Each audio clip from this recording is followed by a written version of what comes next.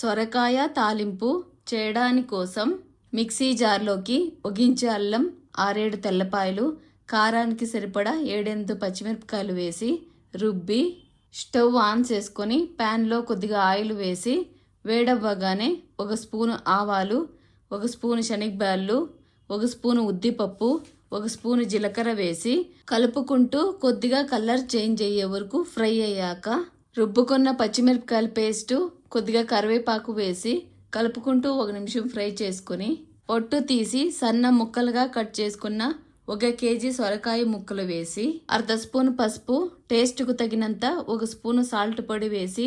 అంతా బాగా కలిసేలాగా మిక్స్ చేసుకొని స్లో టు మీడియం ఫ్లేమ్ మీద కలుపుకుంటూ మూత పెట్టి 20 మినిట్స్ కుక్ అయ్యాక 1/2 కప్పు తెల్ల నువ్వుల పొడి, కట్ చేసుకున్న కొత్తిమీరాకు, 1/2 నిమ్మకాయ రసం వేసి అంతా కలిసేలాగా మిక్స్ చేసుకొని సర్వ్ చేసుకుంటే